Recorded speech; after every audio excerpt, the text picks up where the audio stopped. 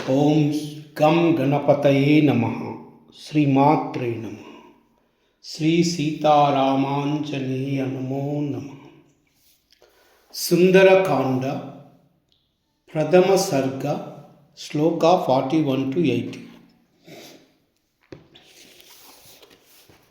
అనేనైవ హి వేగేన గమిష్యామి సురాలయం యది వా త్రివిదేశీతాం న ద్రక్ష్యామ్యకృతః శ్రమః బద్ధ్వా రాక్షసరాజాన్ మానయిష్యామి రావణం సర్వథా కృతకార్యోహం అహమిష్యామి సహ సీతయా ఆనయిష్యామి వాలంకాం సముత్పాటస్య రావణం ఏవముక్తా తు హనుమాన్ వానరాన్ వానరోత్తమః ఉత్పాదవేగేన వేగవాన్ అవిచారయన్ సుపర్ణమివ చాత్మానం మేనే స కపికుంజరః సముత్పతతి తస్మస్తు వేగాతే నగరోహిణ సంహృత్య పిటపాన్ సర్వాన్ సముత్పేతు సమంతతః సమత్తకో యష్టిబకాన్ పాదపాన్ పుష్పశాలినః ఉదహన్ ఊర్వేగేన జగామ విలంబరే ఊరువేగోద్ధృతా వృక్షా ముహూర్తం కపిమన్వయు ప్రస్థితం దీర్ఘమధ్వానం స్వబంధుమివ బాంధవా తమూరువేగోన్మదితా సాలాం చాన్యేన గోత్తమా అనుజగ్ముర్హనుమంతం సైన్యా ఇవ మహీపతిం సుపుష్పితార్కైర్బహుభిః పాదపై అన్విత కపిః హనుమాన్ పర్వతాకారో బభూవాద్భుత దర్శనః సారవంతోదయో వృక్ష నమచ్చల్లవనాంబసీ భయాదివ మహేంద్రస్య పర్వతా వరుణాలయే సల్సానా కుసుమైకీర్ణః కపిసాంకురఘోరకైః శుశుభే మేఘసంకాశ కద్యోతైరివ పర్వతః విముక్తాస్తస్య వేగేన ముక్తా పుష్పాని తే ద్రుమా అవశీర్షంత సలిలే నివృత్తా సుహృదో యథా లఘుత్వేనోపపన్నం తద్విచిత్రం సాగరే అపతత్ ద్రుమాణాం వివిధం పుష్పం కపివాయుసమీరితం తారాచితమివాకాశం ప్రభౌ స మహార్ణవః పుష్పౌఘేనానుబద్ధేన నానావర్ణేన వానరః బభౌ మేఘ ఇవాకాశే విద్యుత్కణ విభూషితః తస్య వేగేన సమాదూతై పుష్పైతోయమదృశ్యతః తారాభిరామాభిరుదితాభిరివాంబరం తస్యాంబరగతౌ బాహు దదృశ్యాతే ప్రసారితౌ పర్వతాగ్రాద్వినిశౌక్రాంతౌ పంచస్యావివ పన్నగౌ బిభనీవ భవో శ్రీమాన్ సోర్మిమాలం మహార్ణవం పిపాసురివ చాకాశం దదృశే స మహాకపిః తస్య విద్యుత్ప్రభాకారే వాయుమార్గాన్ ఉసారిణః నయనే విప్రకాశేతే పర్వతస్థావివానలౌ పింగే పింగాక్షముఖ్యస్య బృహతి పరిమండలే चक्षुषी सम्प्रकाशेते चन्द्रसूर्या विवोदितौ मुखं नासिकया तस्य ताम्राया ताम्रमाभवौ सन्ध्यया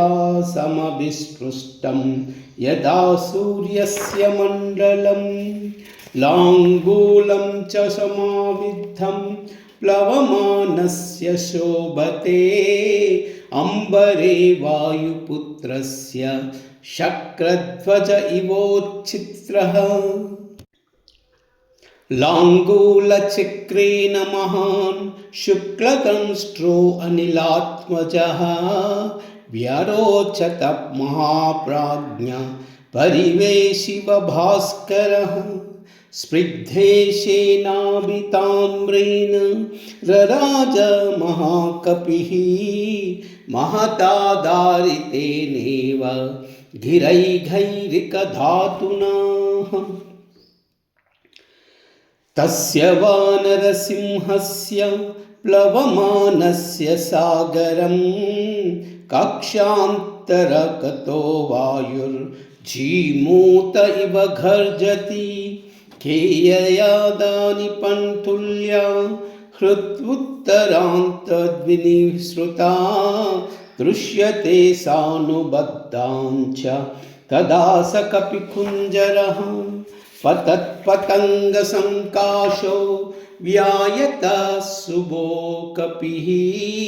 प्रबुद्ध इव मातङ्गः कक्षया बध्वमानया उपरिष्ठाः शरीरेण छायया चावगाढया सागरे मारुताविष्ट नौरीवासित्थदा कपिः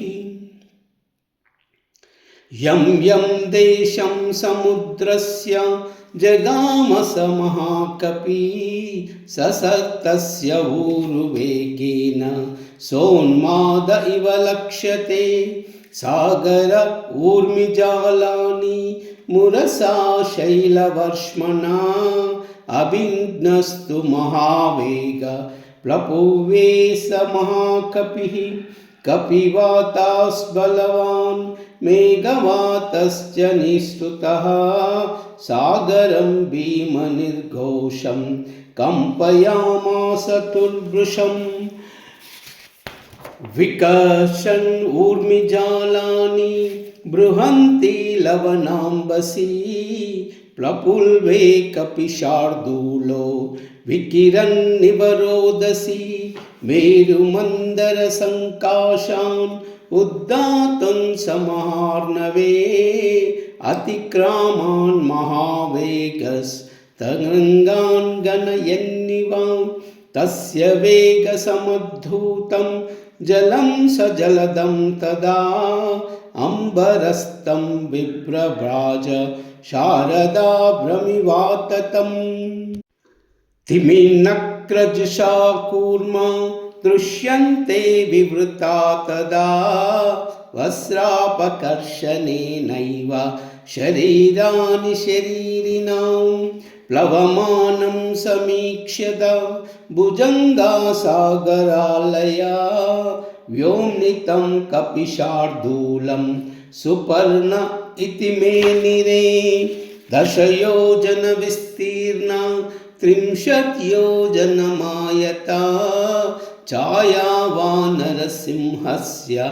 जले चारुतराभवत् श्वेता भ्रगनराजीव वायुपुत्रानुगामिनी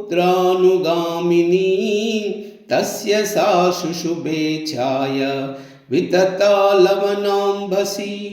शुशुभे स महातेज महाकायो महाकपि वायुमार्गे निरालम्बे पक्षवानिव पर्वतः येन सायाति बलवान् वेगेन कपिकुञ्जरः तेन मार्गेण सहसा द्रोणीकृतैवार्णवौ आपाते पक्षिसङ्गानां पक्षिराज इवां व्रजन् हनुमान् मेघजालानि प्रकर्षन् मारुतो यथा। ॐ श्रीराम राम रामेति रमे रामे मनोरमे